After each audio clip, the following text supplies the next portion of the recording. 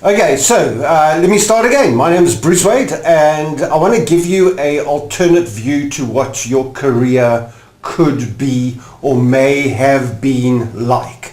So understanding a little bit about normal having to go to school, get an education, you get a job, you earn some money and you buy a house, you find a spouse, you have 2.5 children, you buy a puppy dog, and you have a holiday once a year. And that's the kind of traditional, what I'd say, old school version of what a career might look like. I want to split your options up into 3 different sectors. So the first sector that we have here is traditionally the corporate capitalism market, where you go to work and the main focus then is to make money. We've just heard about Andy from ABSA, big corporate. I used to work for ABSA many years ago, and they're all about making money, and when they make money they want to make more money. So the 3 things you'll hear in corporate is faster, better, cheaper. That's the mantra that you'll hear a lot around that.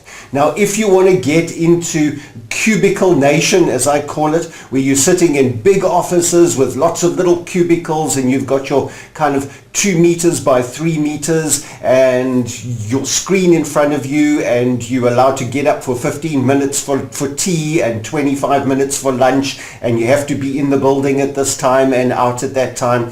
And even if you're working at home, you've got to clock in at a certain amount, prove that you get the certain amount of hours. It's all about those 3 things: faster, better, cheaper. Faster, better, cheaper. And you'll hear those words over and over and over again. And if your parents are involved in this corporate capitalism sector, you'll hear them all about there, is that how do we make more money by using less resources, by cutting costs and making it happen faster. Those are all that sort of stuff. And I want to put that, and I want to leave that for the other presenters, because that's their job to speak to you about that sector. I used to be there, I've escaped, and I'm now in a different sector.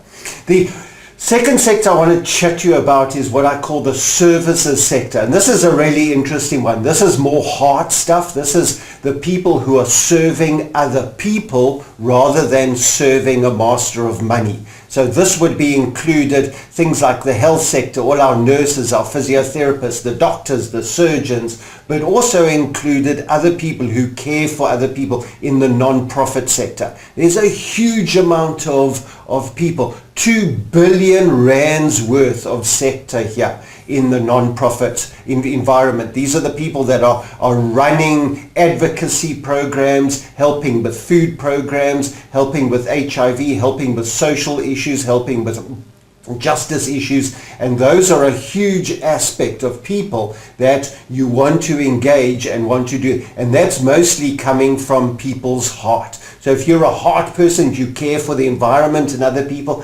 definitely that's the sector that you want to go and play in.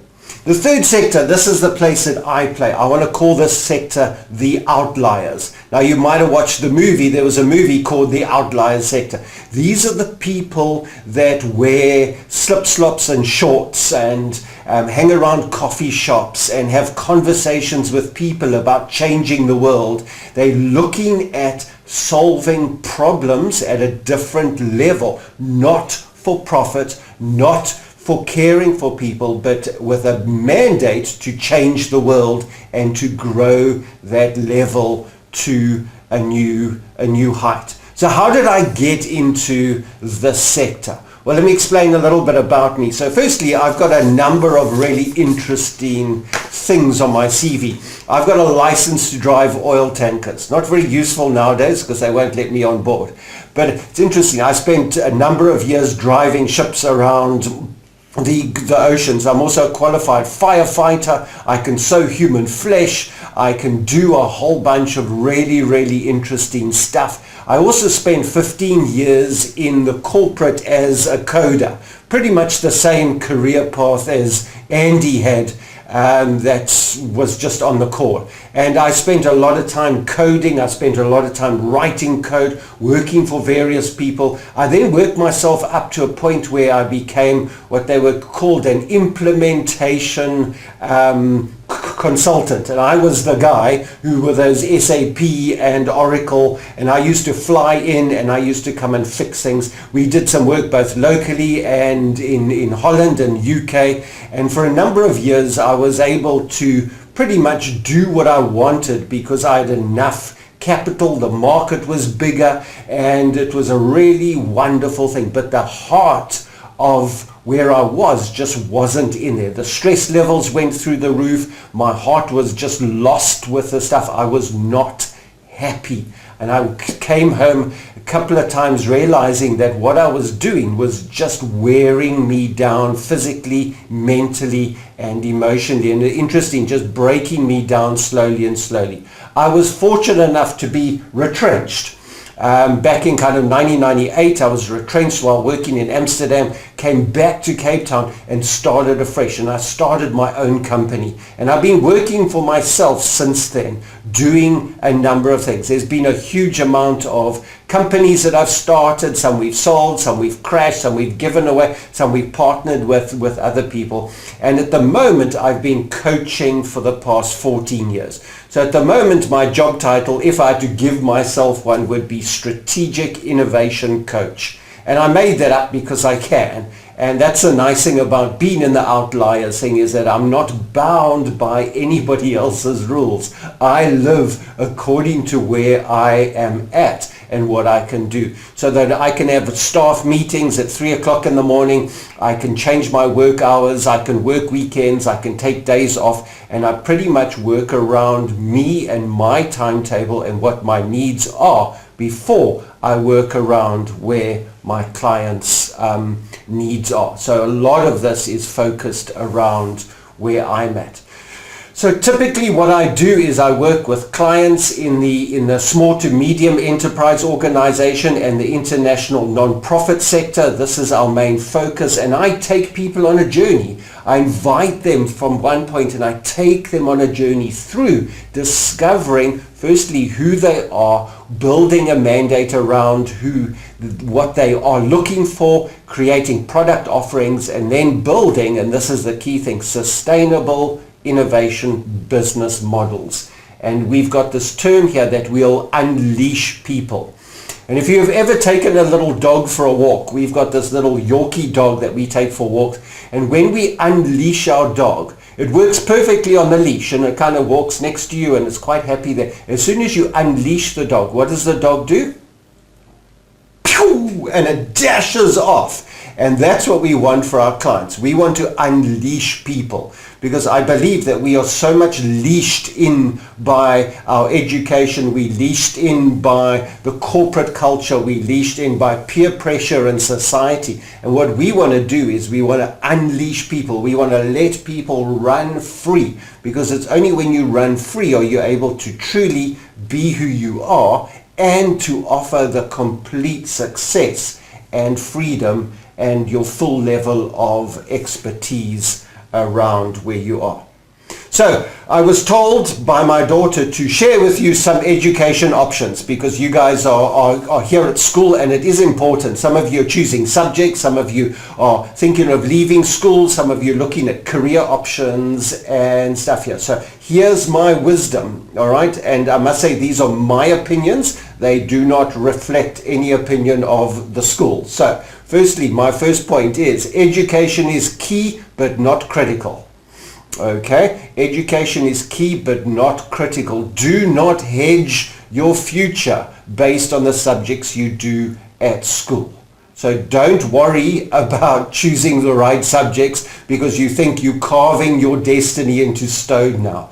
It's not that important. It's key but not critical. Experience is better than education. So I would always hire somebody with 3 years experience rather than 3 years education. But not always, because if you're going to a brain surgeon, I'd rather have them 3 years education than 3 years experience killing people. Okay, so not all sectors are there, but mostly you will get more education through your experience in the industry than you would sitting in a classroom learning from a textbook that was written years before.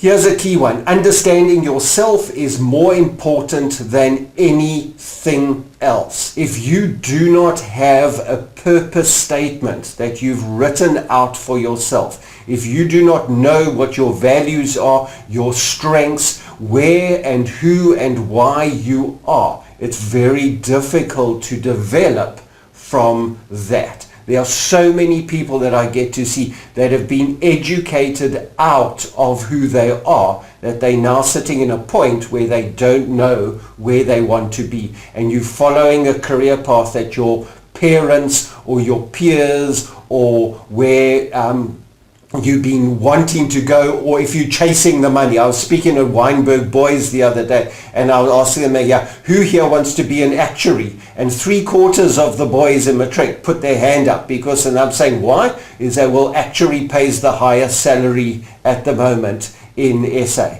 And I'm going, well, if you're just chasing off the money, you are going to forfeit and you're going to pay the price of happiness. And it's very, very interesting. I was very impressed with the two speakers earlier about how passionate they are about their careers. And that makes me really, really happy in my heart, because it's very seldom that you find that happiness in there. In fact, you won't get the unhappy people coming to talk here, because they're actually slightly embarrassed about what they do because they're so unhappy.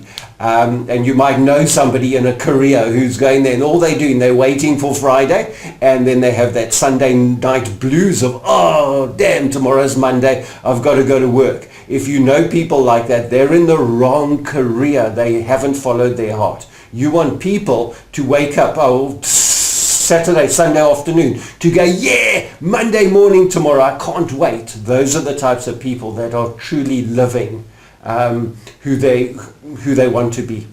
Okay, my next point, develop skills and qualifications to support your product offering. So education is a lifelong learning thing. Do not see school as education. School is there to teach you how to educate yourself. And you should be doing other stuff outside school. Go broaden your horizons. Go into Khan Academy. Go into Coursera. Go to Udemy. Go and do other courses. Sign up at the local community. Go do stuff that you have no idea how to do. Go learn how to, cross stitch. Go learn how to carve wood. Go learn how to code. Go learn how to make Lego robots. Because all that will diversify where you are. And who knows, you just might find a skill that you're really, really passionate in that you don't, that you won't find in your school block.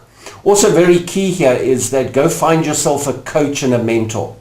And it's very important to have that outside person as a coach and a mentor that's not linked to where you are at the moment. So go find somebody outside school. Go find somebody outside your family unit that can coach and mentor you, that you can share your ideas with and go and play.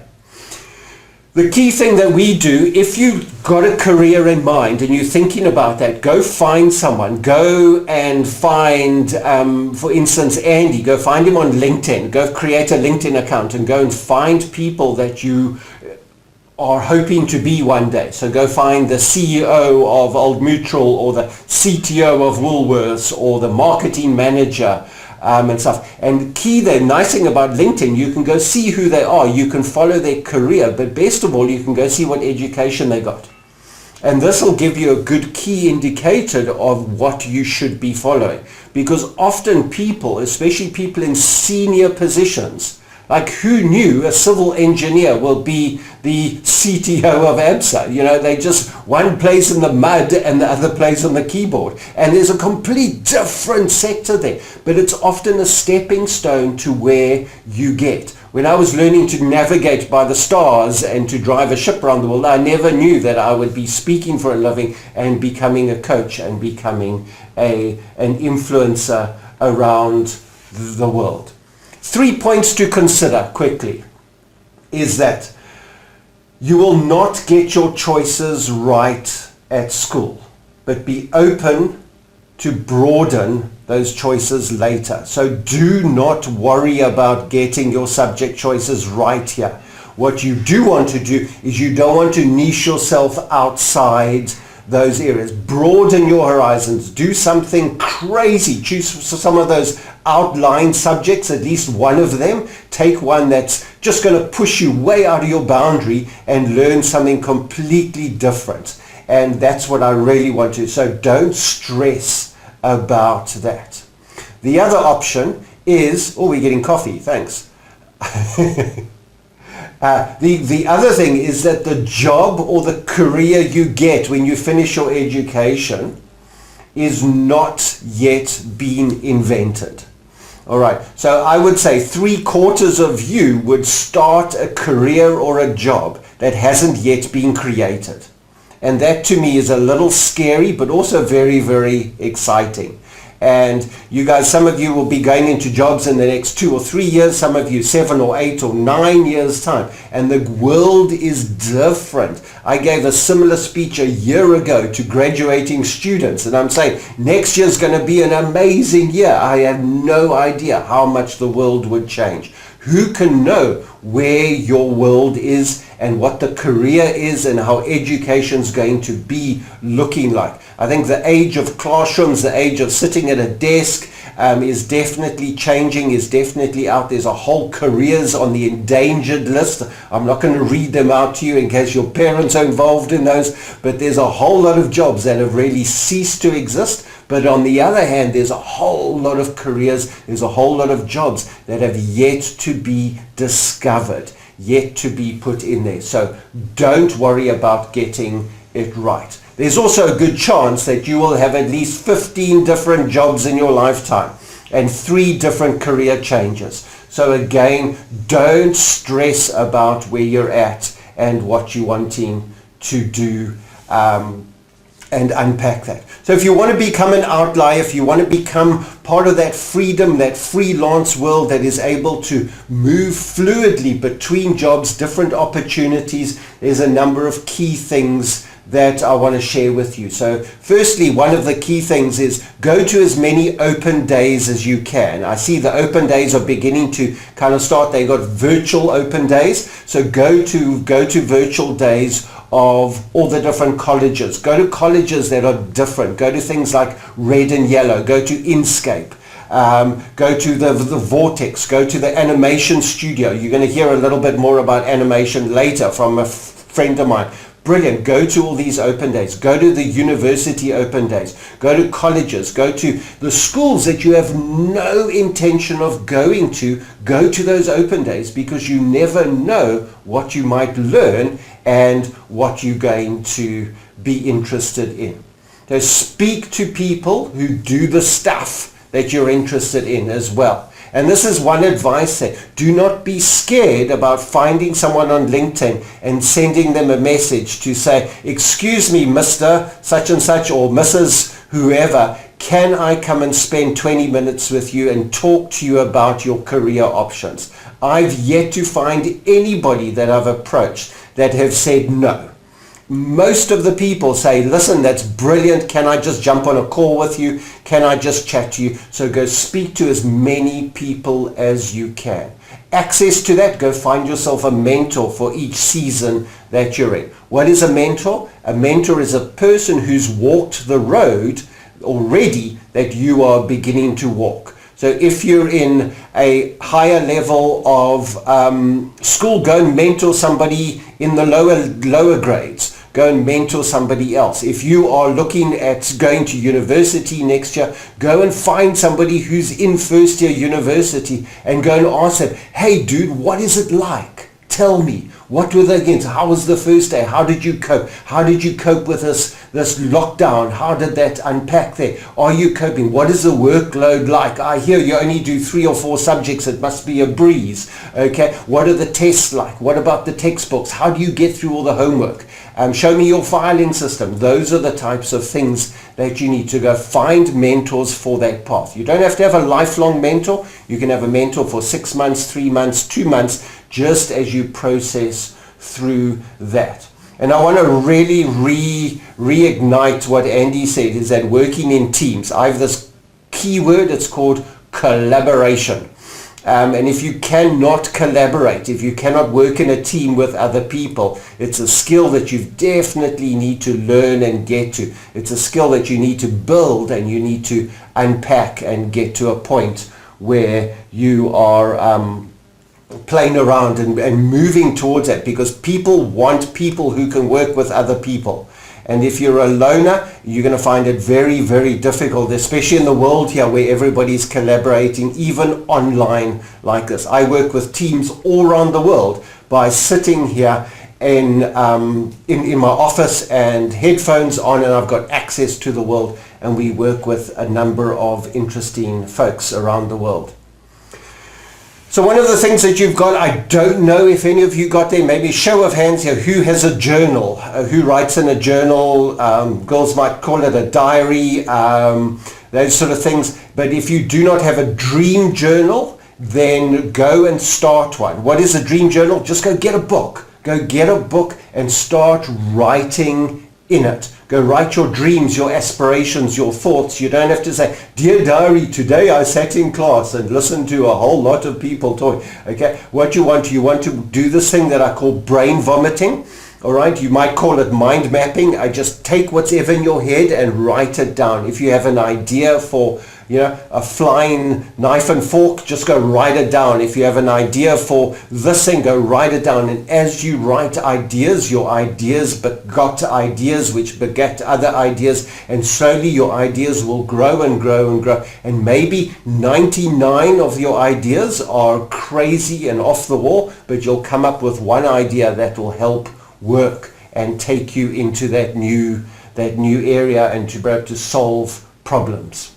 Also do courses in stuff that's interesting and fun. I chatted about that. Diversify. Go and find a course on Udemy or I'm so into world history now. I couldn't believe that. If you spoke to my history teacher at school, she would have, well, Bruce is qualified never to do history again. We are doing so much history at the moment for fun. Can you imagine that, doing history for fun? And we're sitting there and we're doing studying and we're looking at ancient history of ancient China and the Mongolians, and I'm thoroughly enjoying it. Mostly because I don't have to write a test about it, and I think that alleviates a whole lot of pain from it. But we are really, really enjoying understanding the history of the world and what makes doing that. At the same time, I'm doing an electronics course and just learning a little bit about electronics. Why?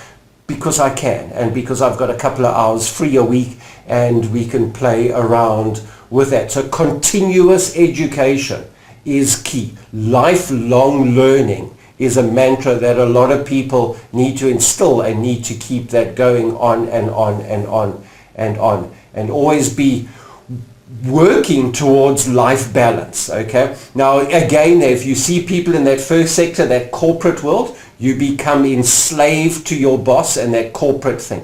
One thing that's vitally important for mental health and physical health is work-life balance. Taking time for yourself, taking time for work, taking time for customers, and finding that balance between that. There's nothing wrong as an outlier by taking Wednesday off to go for a walk around the dam or go to the movies on a Wednesday afternoon. You guys have probably never been to movies on a Wednesday morning.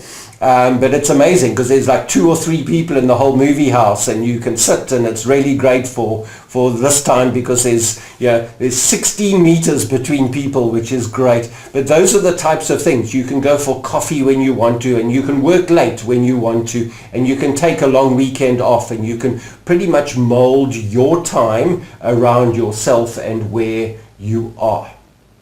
Another lesson that you've heard now 3 times is always be willing to fail. All right, fail as much as you can, but learn from that failing. So we call failing forward. So when you fall forward, Luan was finding is that you will find yourself in that mud. Okay, but don't wallow in the mud. When you fall, get up, because that's where you learn. You learn more by failing than by succeeding. And you'll probably hear that lesson over and over and over again today. So be willing to admit your failures. I know it's very difficult as a teenager to say, I suck at this. But be willing to learn where your limitations are and what you want to unpack and get that going. And my last point I just want to share with you is that never, ever, ever go to bed unless you have added value to someone else's life. And that's a key thing. So is the world a better place because I put my feet on the floor out of bed in the morning? And if not, don't go to bed, go do something different. Because if each one of us added value to everybody, somebody else each day, the world would be exponentially better and better and better as we get that going. So I've got 2 links and I'll forward these on to Michelle. Is that firstly, Inkscape College offers a course called Ideation. It's a 3-year course in ideation. Not many people know about this. So if you're sitting going, I want to be different, go and check out Inkscape College. It's inkscape.ac, the website. Go check them out. They're in Woodstock. Really interesting college, completely different to what your normal education would be. In fact, it'd be very much an extension of the classroom that you're in at the moment. Very different, and offering some really great stuff. So go check them out for an option with that. And then I've also got a client of mine, a colleague and a friend called Ross Boucher. He offers some really interesting perspective on finding that purpose, finding your strengths. He's got career options and stuff. So if you are sitting going, I have no idea what I'm supposed to do, then find Ross Boucher. His website is drrossonpurpose.co.za. If you want that, you can get hold of me via Michelle and we can then put you in touch with him, and he will just help clarify a little bit about where you are, because it's very difficult choosing a career, but choose something that you are passionate about, that you can then get around and focus on.